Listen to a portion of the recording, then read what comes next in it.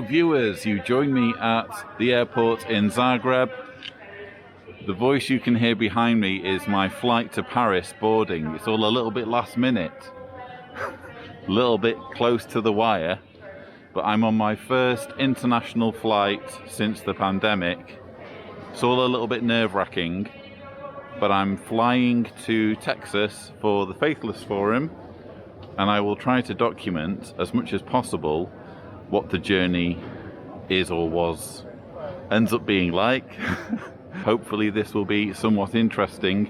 I need to grab a few swigs of coffee and then get on a plane. So, I'm at Charles de Gaulle Airport. The flight here was cramped and stressful because I didn't know.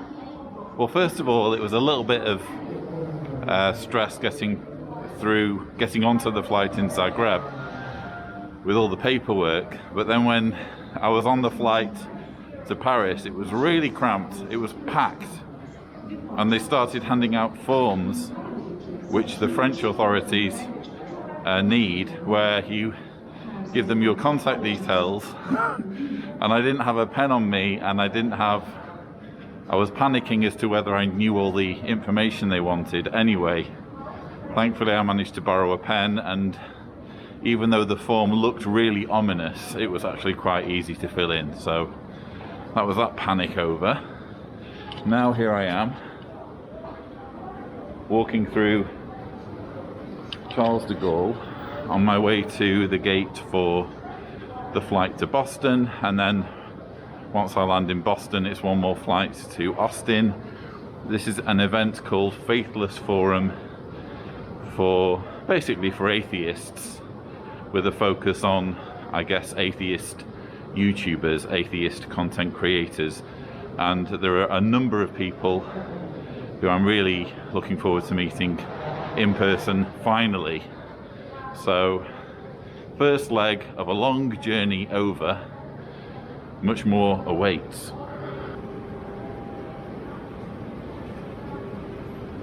I'm in the duty free at Paris, Charles de Gaulle, and I've managed to find the Tony Morris section. There it is. All of Tony's favourite whiskies in one place.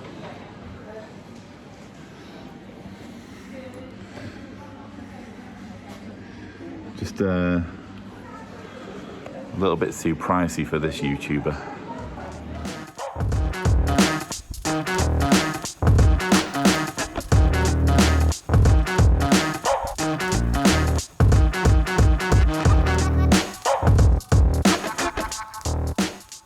Okay, I've landed in America. I'm here at Boston Airport. I need to wait for my luggage, apparently, before I can sort out my final flight to Austin. Not quite sure how that's going to work, but hopefully it will. Quite dark, the airport in Boston. It's like someone forgot to put some coins in the meter or something. But nonetheless, I'm here in America. Everything was very straightforward going through customs. I was expecting it to be a little bit more of a grilling. In fact, I don't think the police lady even looked at my COVID passport or my test results. But nonetheless, they let me in. Maybe they already had all that digitally, I don't know. And now it's a case of fishing out my luggage and trying to get myself to Austin.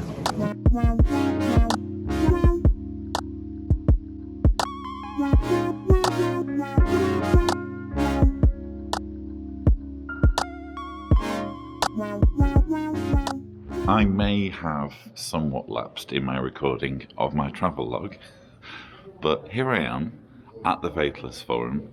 The trip was okay. It was actually the best transatlantic flight I've ever had because the plane was only 1/3 full.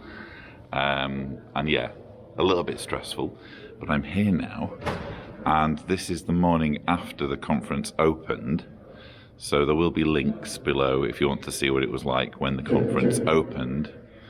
I'm due to be on a panel this morning. It's currently I don't know, coming up to 8 o'clock in the morning.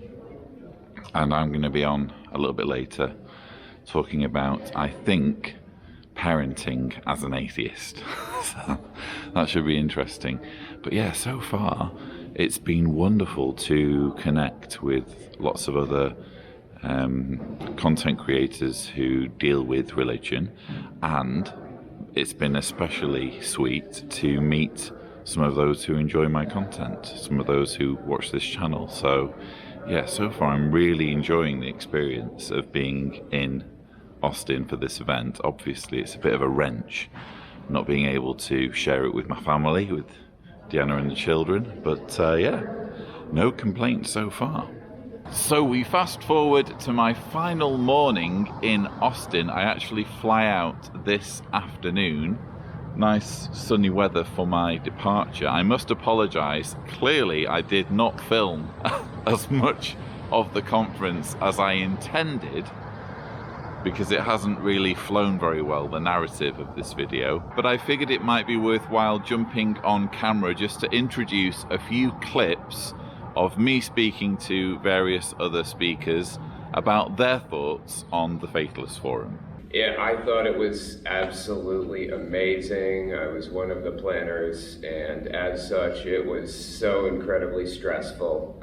Making sure everything went okay, you know, making sure like the coffee was out there for everybody, and the dinners were coming together, and just everything was very stressful, but it went so well. I was so happy with how everything turned out. It was wonderful. This has been such a great experience. When we went to Faithless Forum in 2019, it was awesome, and my, at the time, boyfriend, now my spouse, was saying, oh, you're going to be on the panel next year, you're going to be a speaker next year, and I said, no. But here I am. It's been really, really good. Could have done with more sleep. Yeah. They started some of the events at 8 a.m. That's not intelligent design. But other than that, yeah, it's been fantastic. Networking with people, meeting people, doing things like this, hearing people's stories.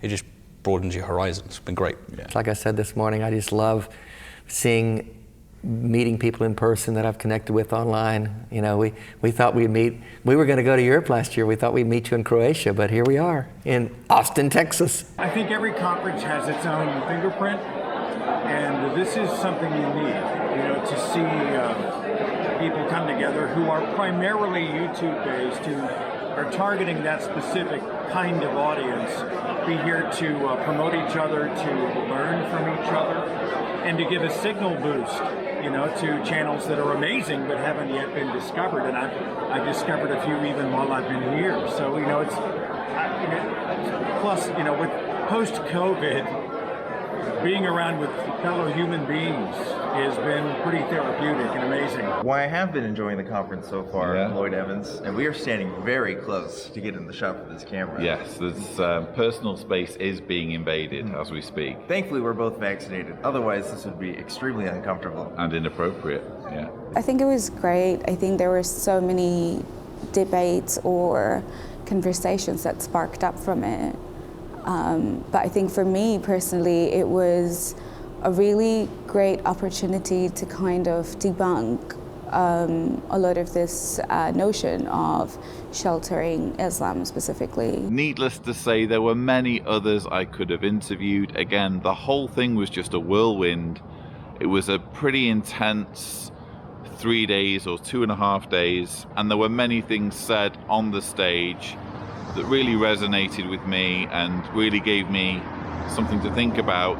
It was very, very different from a Jehovah's Witness convention, let's put it that way. It was certainly a celebration of the ability to think for yourself and not have your life defined by dogma of any kind.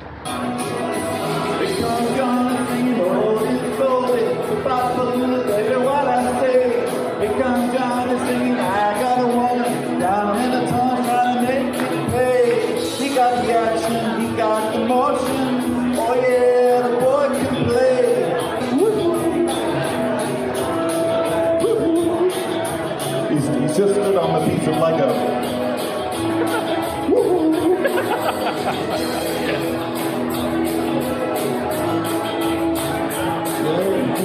right line. Thank you, everybody. It's an amazing audience. So I am very grateful to the organisers for inviting me. Now begins the trek home. You can look forward to a number of videos I filmed behind the scenes. I did just a handful of collaborations with other creators, other speakers, so look out for those on the channel. I'll also try, if possible, to put a few clips from the program, either of yours truly speaking or of some of the other talks and speeches that I found particularly relevant to the Jehovah's Witness part of the battlefield when it comes to the struggle against dogma. But that's pretty much all I have for you. I have a long journey ahead to get home. Hopefully it will all go well. I'm sure you'll hear about it if it doesn't. I'll see you on the other side. I hope you found this little behind the scenes video interesting. And as always, thank you for watching.